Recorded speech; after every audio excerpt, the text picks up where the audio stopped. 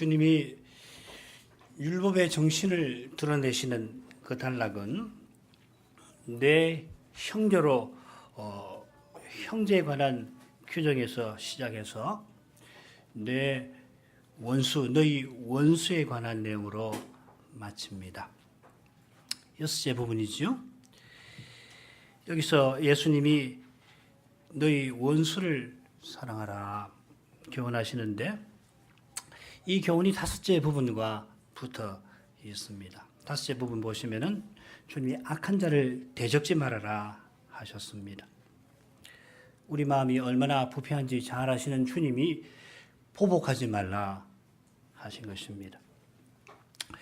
그리스도의 심정을 가진 모세도 레위기에서 언약 백성의 실패를 기록하면서 눈은 눈으로 이는 이로 갚으라 했던 것입니다. 그저 사람의 보복심을 과도해지지 않게 하려 한 게 아니라 사람이 스스로는 하나님의 의를 법을 도무지 이루지 못한다는 그 분명한 사실 위에서 보복하려는 마음, 곧 자기의 의로움을 드러내려고 하는 마음을 아예 버리게 한 것입니다. 그 길이 여호와를 경외하는 데 있습니다. 여호와를 경외하는 것은 영광 구름에서 드러나는 비치는 그 여호와의 영광을 깨닫는 데 있습니다. 눈으로 영광 구름을 본다고 해서 여호와를 경외해지는 것 아닙니다. 영광 구름에 거기 여호와가 분명히 계시는데 그 여호와를 아는 길은 믿음에 있고 믿음은 말씀으로 말미암습니다. 영광 구름이 밤낮으로 이스라엘과 함께 했지만은 이스라엘은 금송아지 우상을 섬기며 이집트로 돌아가려고 했던 거 여러분 잘 알고 계시죠? 말씀이 늘 들려도 깨닫지 못하면 하나님을 부르지 아니합니다. 부르지 못합니다. 기도하는 것은 실로 큰 특권입니다. 오직 자기가 얼마나 죄인인지 깨닫는 사람이 주의 이름을 부릅니다. 그는 형통한 때도 기도합니다. 이제 여섯째 부분으로 가야겠는데 줄거리 간단히 보시죠. 먼저는 예수님이 옛사람이 이웃사랑과 관련해서 해석한 내용을 소개를 하시고 이어서 친히 율법의 정신을 밝히십니다. 그게 43절, 44절입니다. 뭐 하였다 하는 것을 너희가 들었다. 너희 원수를 내 원수를 미워하라 하는 것을 너희가 들었다 한 것은 율법 선생들이 레위기 말씀이나 그냥 율법을 해석한 것입니다. 율법을 친히 주신 주님은 내가 너희에게 이른다 하시면서 이웃 사랑과 관련된 그 율법이 무엇을 교훈하는지를 드러내 주십니다. 너희를 핍박하는 자를 위하여 기도하라 하셨습니다. 그것이 율법의 정신이다 하셨습니다. 이어서 주님은 이 율법을 주신 목적을 길게 밝히시는데 그 대목이 45절부터 48절까지입니다. 45절과 48절을 지금 보시면 내용이 비슷하시죠. 하늘에 계신 너희 아버지의 아들이 되리라. 이렇게 하면 아들이 되리라. 그리고 48절은 하늘에 계신 너희 아버지의 온전하심과 같이 너희도 온전하여라. 그리고 중간에는 이 세리와 이방인의 예를 들어서 하나님의 자녀는 누군가 교훈하는 것입니다. 예컨대 율법의 정신은 하늘 아버지의 아들들이 되는 데 있습니다. 하나님을 아버지라 부르는 아들들이 된다. 그 무슨 말입니까? 그 아버지를 본받는 것입니다. 예수님은 하늘 아버지의 온전하심을 말씀하시며 너희도 완전하라 하십니다. 하나님이 완전하시니 아들들이라면 온전해야 한다 하는 뜻입니다. 하나님의 온전하심이 악인에게도 그분의 해를 비춰주시는 데에서 드러나는 것처럼 우리도 우리에게 악을 행하는 자에게 악으로 갚지 말고 사랑을 베풀어야 한다 하셨습니다. 중간에는 세리와 이방인에 관한 이야기 나온다고 말씀드렸습니다. 세리는 누굽니까? 이스라엘 사이에서 나쁜 사람들이죠. 이스라엘 지배하는 로마 제국의 앞잡이 노릇하는 사람들입니다. 그러니까 그들은 사실상 언약의 나라 바깥에 있는 이방인과 같습니다. 언약의 바깥에 있는 사람들도 사랑합니다. 그렇죠? 그렇다면 언약 안에 있는 사람은 마땅히 사랑해야 할 뿐만 아니라 참된 사랑을 드러내야 합니다. 그 길이 어디 있습니까? 오늘 본문에서 특별히 찾아야겠죠. 성경이 죄다 그걸 가르칩니다만은 오늘은 마태복음 또 레위기 19장을 배우니까 거기서 답을 찾는 것이 좋겠죠. 언약에 들어오면 자동적으로 참된 사랑을 드러내는 게 아닙니다. 주님이 세리와 이방인의 경우를 드시는데 우리 청소년들 그 부분 자세하게 한번 읽어보세요. 강들 들으면서. 옛 사람들이 해석한 내용이 따지고 보면 그 율법 선생들인데 장로의 유전을 만든 사람들인데 근데 따지고 놓고 보면 이 세리나 이방인의 사랑과 다를 게 없다 하시는 것입니다. 말하자면 기독교를 말하지만 알맹이는 다른 종교와 같은 식입니다. 그런 기독교 얼마나 많은지 아시죠? 구자유주의의 아버지라고 하는 그 폰 하르낙, 그 하르낙 같은 사람이 주장했던 형제 사랑이 꼭 그런 겁니다. 이 사람의 주장에 따르면은 예수님이 인류의 박애를 실천하셨고 이 예수를 본받는 것이 기독교의 본질이라 하였습니다. 그래서 그분이 그 양반이 쓴 유명한 책이 제목이 기독교의 본질이죠. 기독교의 본질은 그거 아닙니다. 십자가에 죽고 부활하신 그리스도를 드러내는 것입니다. 그리스도를 믿는 거. 그리스도를 믿으면 어떻게 되느냐면 그리스도를 드러내고 사는 거예요. 그리스도가 내 안에 사시는 겁니다. 갈라디아서 2장 20절이죠. 내가 그리스도와 함께 십자가에 못 박혔나니 그런 적 이제는 내가 산 것이 아니요 오직 내 안에 그리스도가 사신 것이다. 이게 기독교예요. 윤리 실천하는 거 아닙니다. 안 믿는 사람보다 조금 더 윤리적으로 되는 게 기독교 아닙니다. 그리스도의 거룩한 사랑, 그리스도적인 사랑, 그것을 드러내는 것입니다. 그 참된 사랑을 드러낼 길이 어디 있습니까? 오늘 본문은 뭘 말하는 것입니까? 43절, 44절 다시 읽겠습니다. 또 내 이웃을 사랑하고 내 원수를 미워하라 하였다는 것을 너희가 들었으나 나는 너희에게 이르노니 너희 원수를 사랑하며 너희를 핍박하는 자를 위하여 기도하라. 내 이웃을 사랑하라는 이 명령은 레위기 19장에 나옵니다.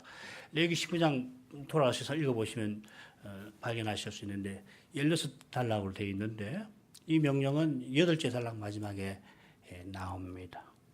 아까 읽은 그 말씀 맨 처음에 어떤 말씀 나오는지 기억하시죠? 청소년 여러분. 내 원수를 내 몸과 같이 사랑하라 하시고 처음에 뭐 하지 말라? 보복하지 말라. 원수 갚지 말라.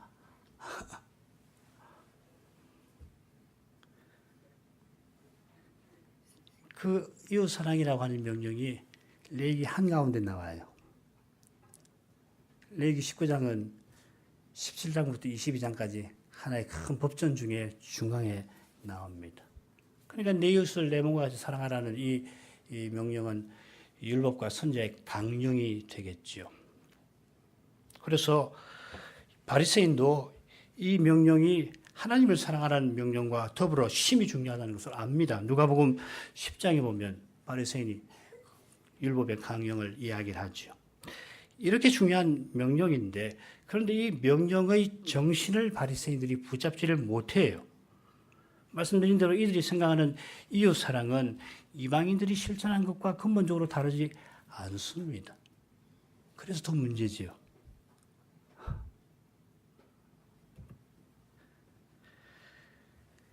그런 까닭에 내 이웃, 내 원수를 미워하라 해석한 겁니다.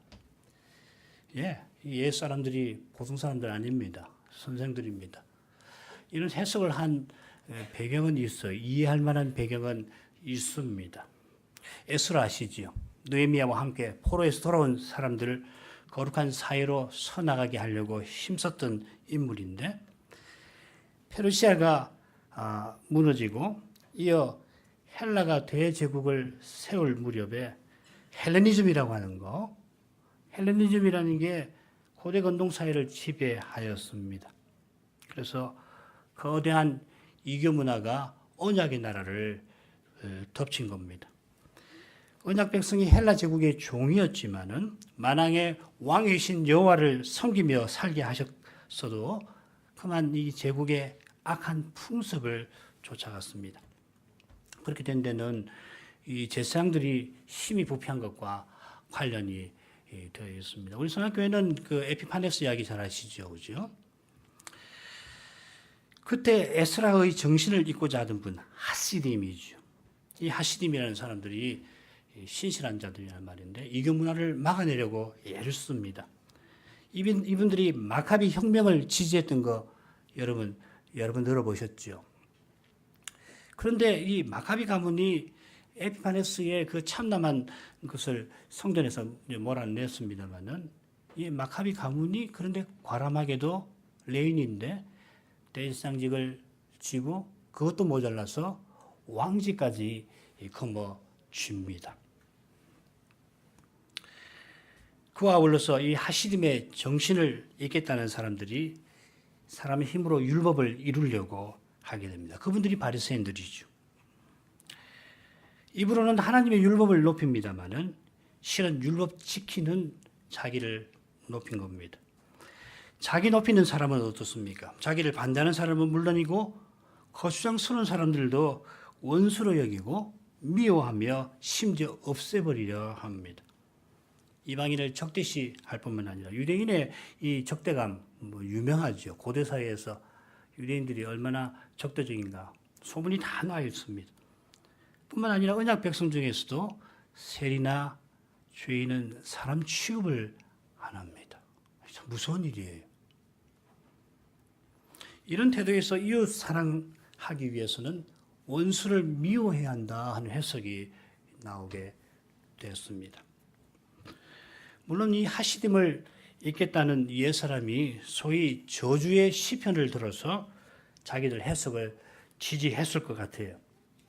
시인이 언약을 이루려고 하는데 시인의 원수들이 이 시인을 원수로 죄인으로 만들어서 그의 생명을 앗아가버리려고 합니다. 시편에 있는 시가 얼마나 많은지 모릅니다. 탄식 시들이 그런 겁니다.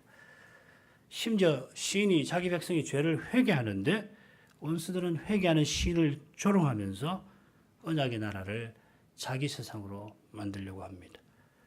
그래서 하하 소원 성취하였다. 그렇게 자랑을 하는데 시인의 원수들이 자랑하는 대로 된다면 어떻게 됩니까? 하나님 언약을 무너져 버립니다. 언약의 하나님이 실패해 버리십니다. 언약 백성은 망합니다. 그런 두려운 일이 일어나지 않게 해달라고 시인은 원수들을 심판해 주십시오. 기도합니다. 오늘 저녁에 배울 시편 41편에도 나로 저들에게 보복하게 해 주십시오. 이런 기도가 나옵니다. 원수들의 악한 계획이 다시는 일어나지 않도록 이런 계획이 다시 역사에서 반복되지 않도록 아예 없애져 버리십시오 하는 겁니다. 우리 주님도 화 있을진저 하시며 옛사람들의 이 그릇된 해석을 좋던 바리새인들에게 저주를 선언하셨습니다. 바리새인들은 자기 교인 하나 얻으려고 바다, 육지를 두루 다닐 정도입니다. 바다를 건너 다닐 정도입니다. 교인 하나 얻으려고. 그런데 얻은 교인을 어떻게 합니까? 자기보다도 배나 지옥 자식 되게 만들었습니다. 바리새인들 자기 뜻대로 계속 행한다면 언약의 나라는 어떻게 됩니까? 이들이 심지어 메시아를 죽이려고 하는데 온 세상은 어떻게 되는 겁니까? 주님이 저주 선언하실 만하죠. 사도도 주님의 심정을 알고서 똑같은 심정으로 자기가 전하는 복음 외에 다른 복음을 전하면 천사라도 저주를 받으라. 천사에게 저주를 선언합니다. 거짓 선생들은 말할 것도 없이. 무섭지요? 그러나 주님의 이 심정은 뭡니까? 결국 죄인을 구원하여서 영원한 나라를 세우려는 마음에서 나온 겁니다. 오늘날 지역에 죄인을 멸한다고 하나님을 비난하는 사람들이 있는데 많지요. 기독교 하나님 문제 있다. 사랑의 하나님이라고 해놓고서 왜 지옥을 만들어 사람을 심판하느냐. 근데 그 사람들은 중요한 사실을 모릅니다. 사람들의 죄가 온 세상을 이미 지옥으로 만들고 있다는 걸 몰라요. 다 망하자는 거예요. 다 지옥에서 멸망하자는 거라고. 하나님보다 사랑이 많은 척하지만 실제는 뭐냐면 모두가 망하자는 거예요. 죄인을 심판하시는 하나님이 친히 사람의 죄를 담당하셔서 천국에 들어가게 하시는 것입니다. 아버지의 인생 사랑하심을 잘 아셔서 예수님이 십자가에 달리실 때 아버지여 저희를 사하여 주옵소서 자기가 하는 것을 알지 못합니다. 기도하셨습니다. 그처럼 저주를 선언했던 거짓 선생에게 저주를 선언했던 사도가 다른 복음을 전하는 후메네오, 알렉산더를 출교를 시키지만은 그러고 뭐라고 했냐면은 디모데전서 1장 마지막이에요. 번역이 좀 다른데 저희로 회방하지 않도록 배우게 하려 함이라. 무슨 말입니까? 출교를 받아서 이 거짓 선생들이 잘못을 깨닫고서는 돌이키기를 바란다 하는 뜻이에요. 이런 심정이 구약 요셉에게 있어서 자기 죽이려고 하던 형들을 사랑으로 대했을 것입니다. 시인의 사랑을 받던 이들이 시인을 죄인 만들어 죽이려 한 것이 선을 악으로 갚는 것이죠. 시편 35편에 시인은 그들이 병들었을 때 마치 모친을 잃은 사람같이 슬퍼했는데 그들이 이제 시인을 죄인 만들어서 죽이려고 합니다. 그야말로 선을 악으로 갚는 것입니다. 그러나 사람의 악을 하나님의 선으로 바꾸시는 그 거룩한 사랑이 요셉들어 형들을 선대하게 하였습니다. 아버지 돌아가시고 보복이 두려웠던 형들을 향하여서 요셉이 바로 그 사실을 이야기하죠. 창세기 50장 19절 20절입니다. 요셉이 그들에게 이르되 두려워 마소서 내가 하나님을 대신하리이까 당신들은 나를 해치려 하였으나 하나님은 그것을 죽이려고 하는 악을 선으로 바꾸사 오늘과 같이 만민의 생명을 구원하게 하시려 하셨나니. 악을 선으로 바꾸시는 하나님이 친히 악을 심판하십니다. 장차 악인을 심판하시는 그분이 우리가 그 앞에 설 텐데 바로 그분이 악인을 영원히 구원하십니다. 그분은 악인을 죽이게 하십니다. 하나님의 심정을 본받지 아니하고 악을 갚으려 하면은 큰 악을 범하게 됩니다. 악을 선으로 갚으려는 사람이 저주의 시를 제대로 찬송할 수 있고 그런 시편을 찬송하는 교회가 권징을 제대로 할 것입니다. 자녀를 권징하는 부모는 이 점에서 말할 게 없습니다. 저도 마찬가지인데 쉽지 않죠. 인생은 자기를 높이려는 마음, 스스로 의롭게 되려는 마음, 다른 사람이 나를 어떻게 볼까? 그 마음을 떨칠 수가 없어서 심지어 사랑의 이름으로 자녀에게도 보복합니다. 이게 우리입니다. 핍박하는 사람을 위하여 기도하려는 사람만이 기도하는 거 쉽지 않지요. 그러나 기도하려는 사람만이 참으로 사랑할 수 있습니다. 원수 노릇하던 나를 위하여서 십자가 지신 주님 안에서만 참으로 사랑할 수 있습니다.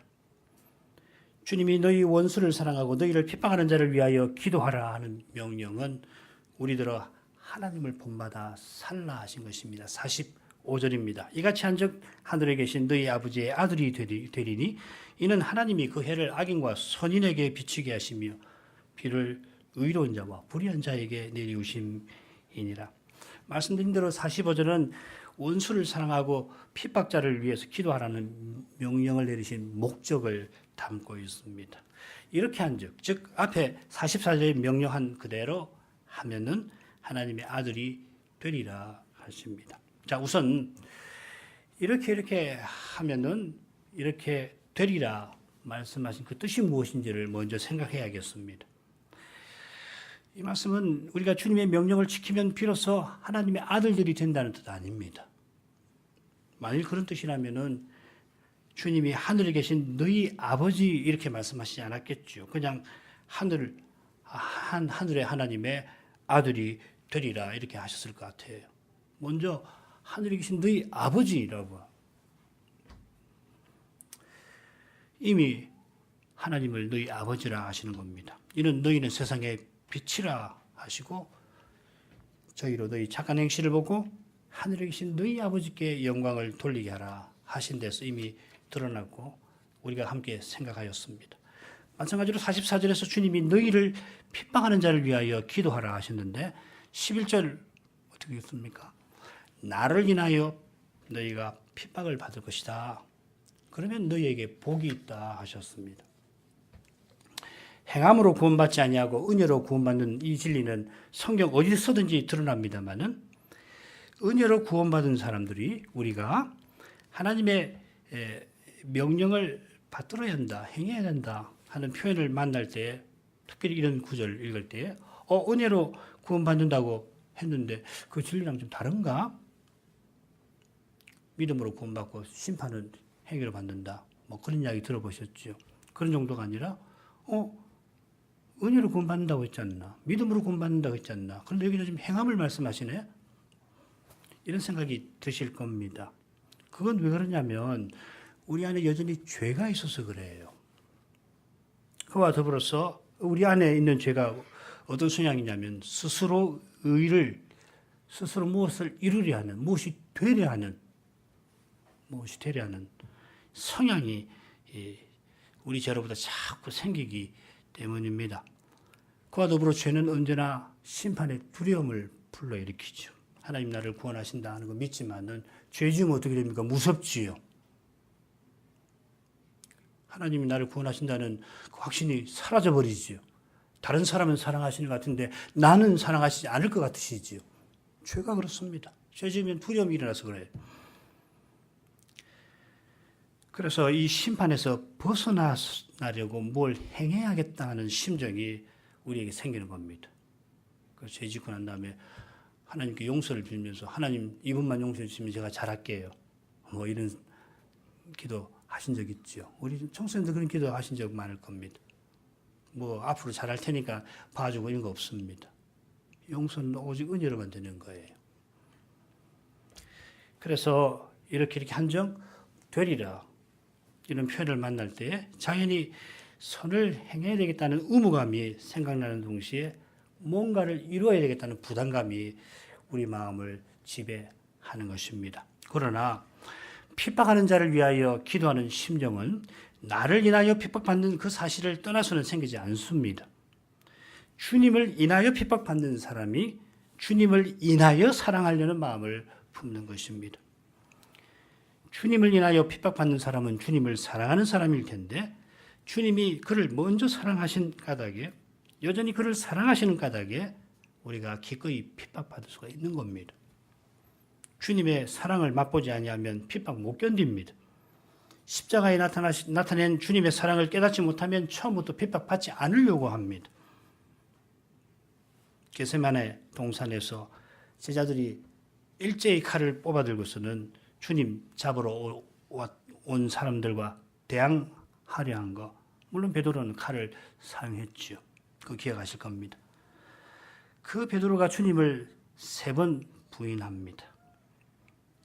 이는 물론 주님의 예언대로 이루어진 일입니다만은 베드로가 왜 3번 부인했냐면 그만큼 장담해서 그렇습니다.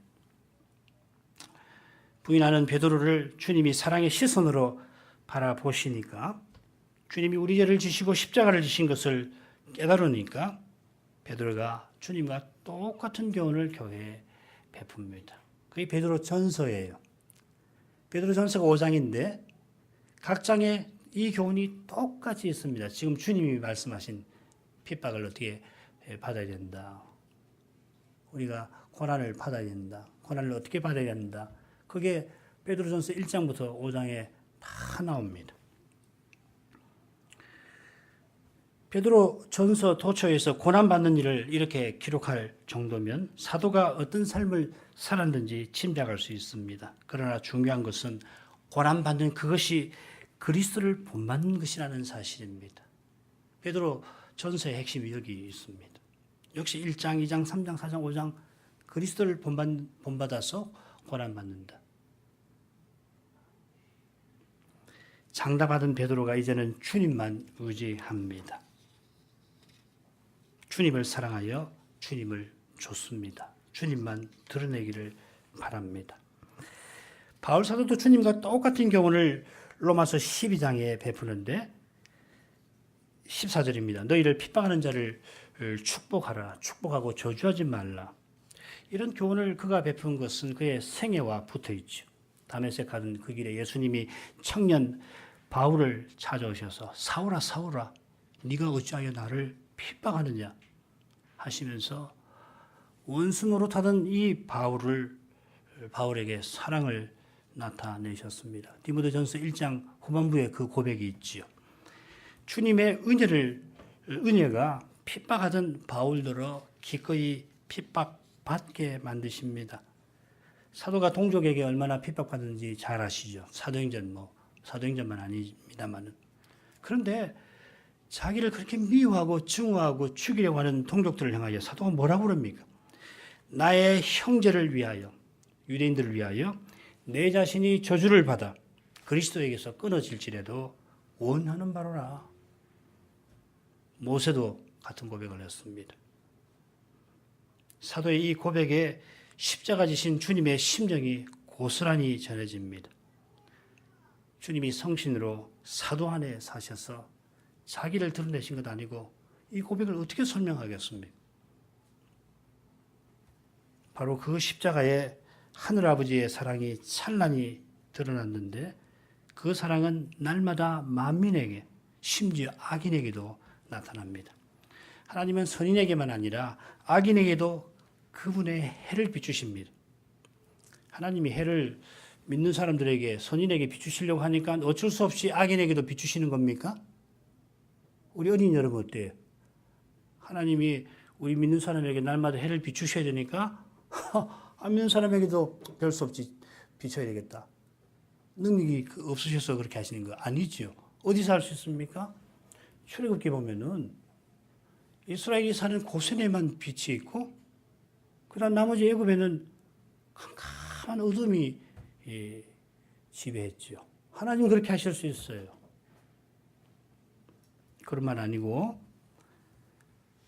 하나님이 사랑하는 마음으로 악인들에게도 해를 주시는 것입니다.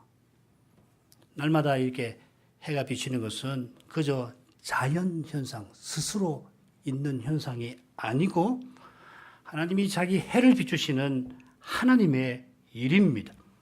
그러니까 그 해보다는 그분의 태양 이렇게 해석하면 더 좋습니다.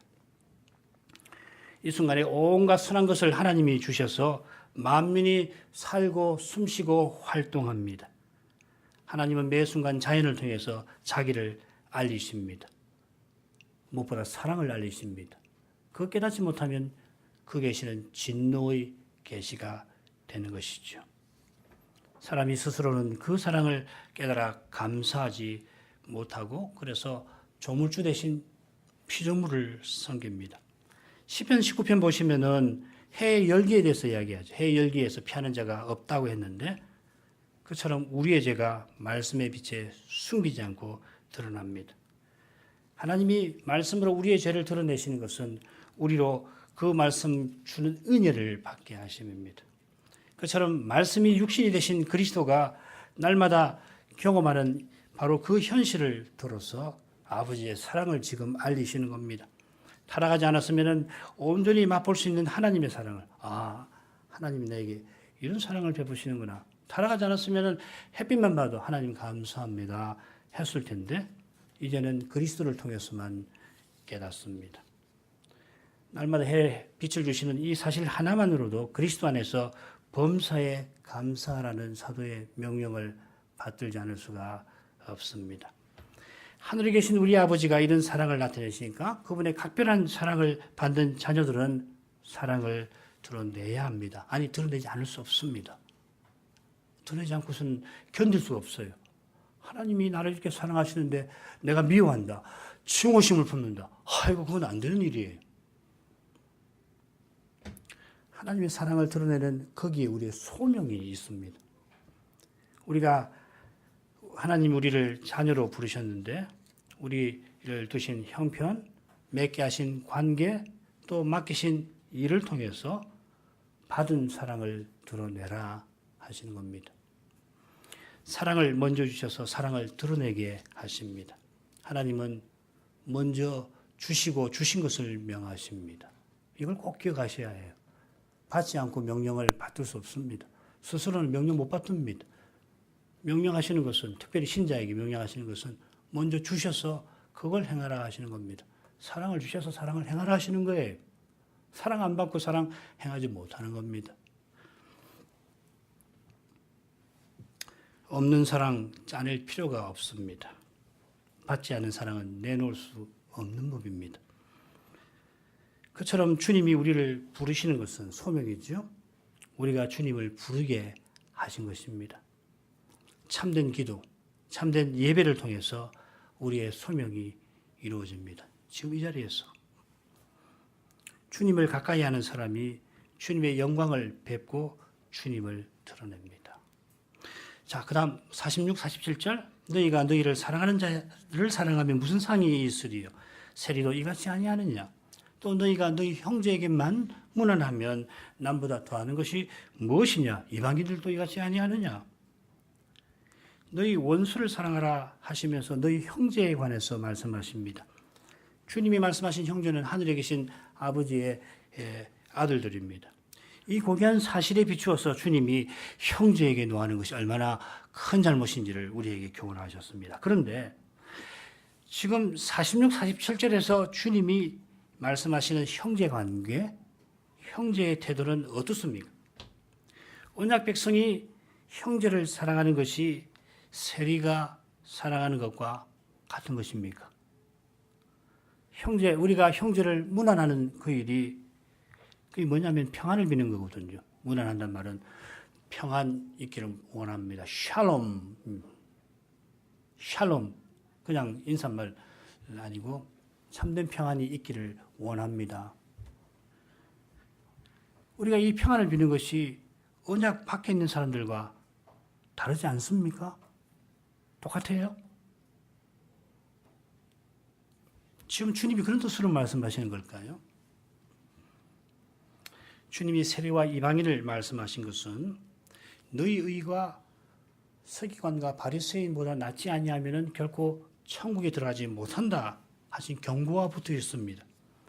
바리새인과 서기관이 이 세리와 이방인을 얼마나 미워하고 멸시하는지 사람 취급 안 한다고 그랬지요. 사람 아니니까 증오하고 죽이려고 하는 거겠죠.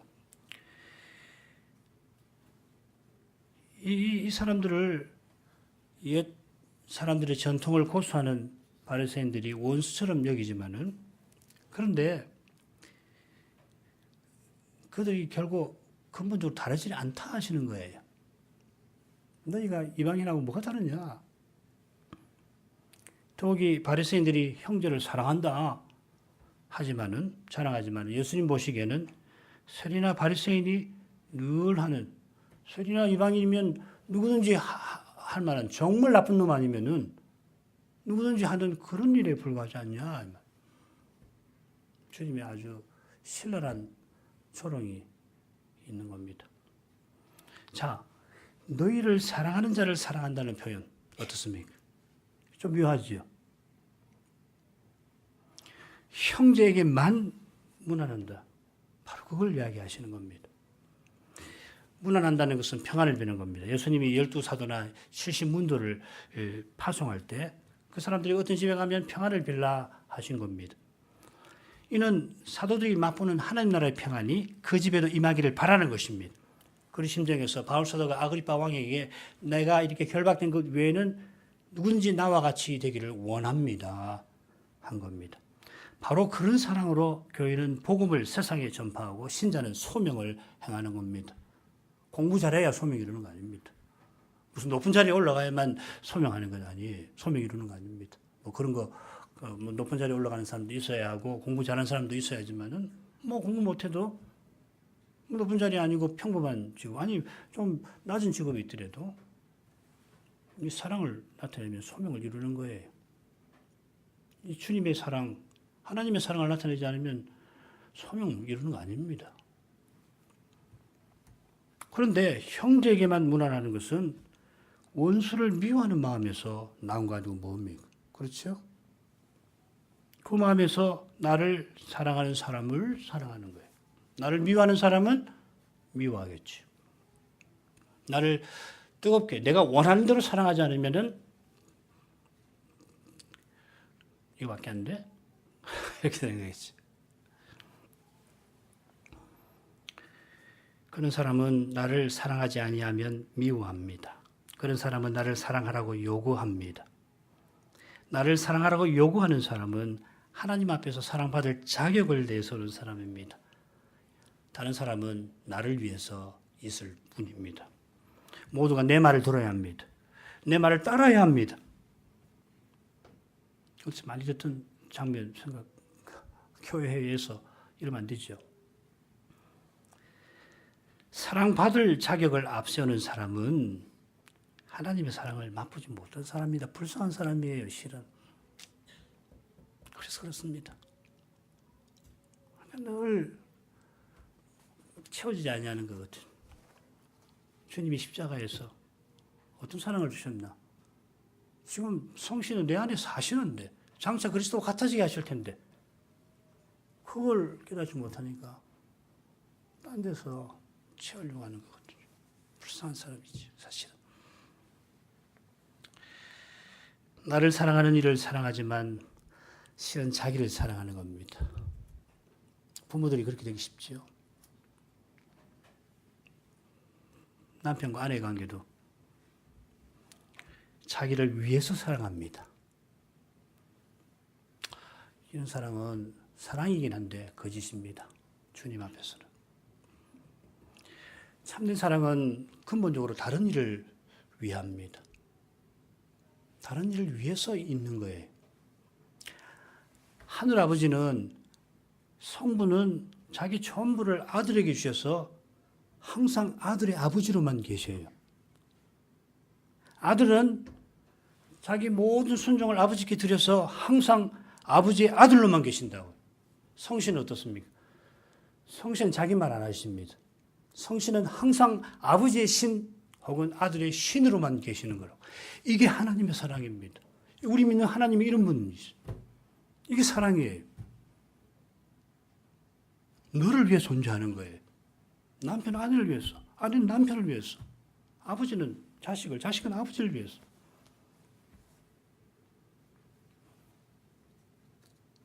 삼위의 거룩한 관계에서 참된 사랑이 나옵니다. 거기서 나옵니다.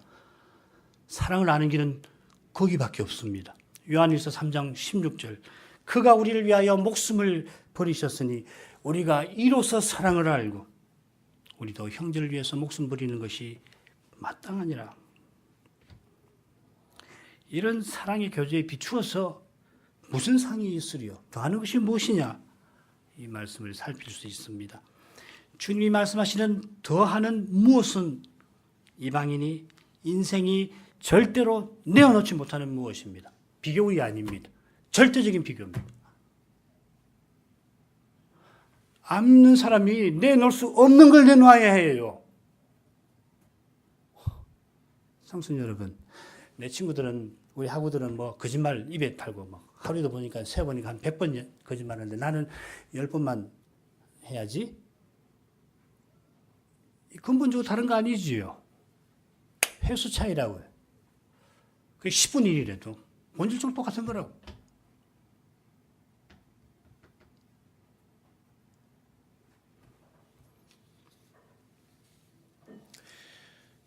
바리새인들이 자랑하는 그런 의와는 근본적으로 다른 의입니다. 그건요, 예수님이 부활 생명을 받아야 해요. 그리스도가 내 안에 사셔서 친히 자기가 사심을 실증하셔야 해요. 십자가 지신 주님처럼 사는 겁니다. 이거 은혜로만 되는 겁니다. 그처럼 주님이 말씀하시는 상이 뭡니까? 그리스도와 같아지는 겁니다. 이런 상 바라야지요. 오늘 우리 아침에 성경 볼 때 상 주시는 이임을 믿어야 한다 그랬지요. 하나님이 계시고 하나님이 상 주시는 자기를 사는 자에게 틀림없이 상 주시는 이임을 믿어야 하는 거예요. 이런 상은 바라야 합니다. 상을 바라는 게 문제가 아니라 상을 획득하려고 하는 것이 문제지요. 반대로 상 같은 거 바라지 말고 무엇이 옳으며 옳다는 그 이유로 행해야지 무슨 상을 바라고 뭘 행하느냐. 그건 현대인답지 못하다. 이 칸트 말입니다. 교만입니다.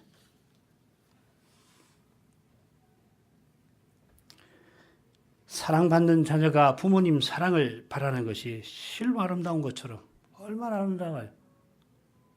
우리가 하나님 사랑을 바라면서 그분의 명령을 받드는 것은 정말 아름다운 것입니다. 하나님 사랑이 주인에게 분에 넘치는 것입니다만은 분에 넘치는데 지금 그 사랑이 장차 새하늘 새 땅을 가득 채워 넘칠 거예요. 지금도 분에 넘칩니다. 우리 받은 것이. 그런데 그 사랑이 온 세상을 채우는 겁니다. 48절. 그러므로 하늘에 계신 너희 아버지의 온전하심과 같이 너희도 온전하라.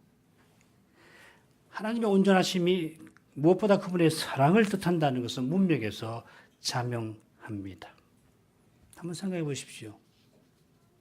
왜 하나님을 사랑이라고 하는지. 하나님이 사랑이시라는 그 사실 위에서 심판을 말해야 합니다. 그래야 안전해요.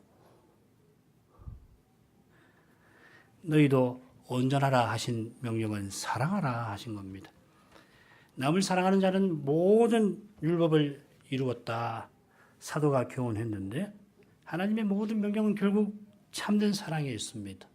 이 사랑이 모든 성경의 강령입니다. 하나님처럼 사랑하는 사람이 온전합니다. 이 온전함이라는 말이 마태복음에 딱 한 번 더 나옵니다. 19장인가 나오는데 예수님이 마지막으로 예루살렘에 올라가시는데 한 부자 청년이 예수님과 만나서 대화를 나누죠. 기억하실 겁니다. 청년이 뭐라고 그럽니까? 내가 무슨 선한 일을 행하여야 영생을 얻겠습니까?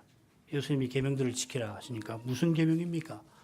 예수님께서 어떤 계명을 말씀해 주셨는지 기억하실 겁니다. 10계명의 둘째 부분. 그리고 내 이웃을 내 몸같이 사랑하라 하시니까 그 청년이 뭐라고 그럽니까? 내가 그거 다 지켰습니다. 그런데 아직도 뭐가 부족합니까? 그렇게 말씀드리죠. 그때 예수님이 네가 온전하고자 할진대 하시면서 그 온전해지는 길을 말씀해 주십니다. 예수님은 재물 많은 청년에게 내 재물 다 팔아서 가난한 자에게 주어라. 그 다음에 중요합니다. 그리고 나를 좇으라 하십니다. 주님을 좇는 사람이 이웃을 참으로 사랑할 수 있습니다. 참된 사랑은 주님의 생명을 살아내는 것입니다. 아니, 그보다 더 강해요. 바울 사도는. 우리가 예수님의 생명을 살아내는 것이 아니라 예수님이 부활하신 그리스도가 성신으로 이제 내 안에 사셔서 나를 통해서 자기를 드러내시는 겁니다. 그게 갈라디아 2장 20절 말씀이에요. 내가 그리스도와 함께 십자가에 못 박혔나니. 아까 이런 암송했는데 그래서 이제 내가 산 것이 아니에요. 오직 내 안에 그리스도가 사신다고 그랬다고. 예수의 생명이라는 어떤 물질 같은 것을 받아가지고 그걸 내가 어떻게 해서 뭘 만들어낸다는 거 아닙니다. 성신으로 하늘에 계신 그리스도가 성신으로 내 안에 사시는 거예요. 그분이 나를 통해서 자기를 드러내십니다. 우리가 자기를 부인하면 주님께 온전히 의탁하면 바로 이런 사람이 바울 사도가 말하는 온전한 사람입니다. 똑같은 용어입니다. 여러분 아시는 장성한 사람입니다. 그리스도가 내 안에 사셔야 우리가 그리스도처럼 아버지를 드러냅니다. 이게 기독교입니다. 우리가 그리스도 안에서 하나님의 아들들이 되었습니다. 부활하신 주님이 성신을 그리스도의 영으로 주신 것입니다. 그 성신이 우리들어 하나님의 자녀임을 알게 하시고 우리가 하나님을 향해서 아바 아버지라 부르짖게 하십니다. 예수님이 십자가를 앞두시고 아바 아버지라 하시며 아버지의 뜻을 다 이루신 것처럼 오늘 형제를 온전히 사랑하지 못해서 괴로워해서 부르짖는 그런 우리를 통해서 믿음으로 가는데 핍박을 받아서 핍박하는 자를 위해서 기도하라고 했는데 기도하기가 힘들어하는, 그래서 하나님의 은혜를 구하는 그런 교회를 통해서 주님은 아버지의 영광을 드러내십니다. 아버지의 영광은 장차 우리가 그리스도와 같아질 때에 온전히 비칠 것입니다. 아버지께서 그리스도를 통해서 그 일을 다 이루실 겁니다. 교회의 힘든 현실이라 뭘 구해야 될지를 모를 지경이 되어서 그저 아바, 아버지 탄식을 하는 여러분의 기도를 아버지께서 귀 기울여 들으십니다. 어서 함께 하나님의 이름을, 영광을 찬송했으면 그 심정을 그리스도는 이미 살펴주셨습니다. 그 심정, 그 탄식이 아버지의 온전한 그 사랑이 여러분 마음 안에 친히 만들어 놓으신 열매입니다. 주님 안에서 소망을 잃지 마시기 바랍니다. 기도하시겠습니다. 거룩하신 아버지, 그리스도 안에서 분에 넘치는 사랑을 베푸셔서 먼지와도 같은 저희가 하나님을 아버지라 부르게 하십니다. 장차 우리 모두가 그리스도와 같아질 때 아버지의 나라에서 해와 같이 빛나게 하실 것입니다. 십자가에서 드러내신 사랑을 깨닫게 하시면 하실수록 그 약속이 점점 간절히 기다려집니다.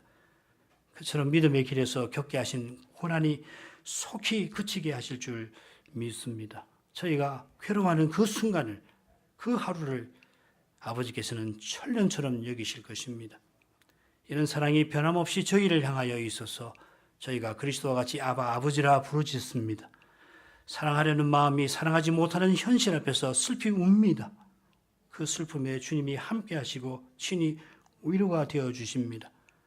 주님을 참으로 믿으려 하나 믿지 아니하는 사람보다 더 못한 이 현실에 괴로워할 때 주님과 같아지게 하실 저 복된 장래를 바라보게 해 주십니다. 주님이 영광의 소망으로 우리와 함께 하십니다. 주님 안에서 핍박하는 자를 위하여 기도할 마음을 품게 하십니다.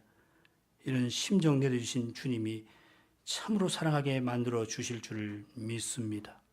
예수님 이름으로 기도합니다. 아멘.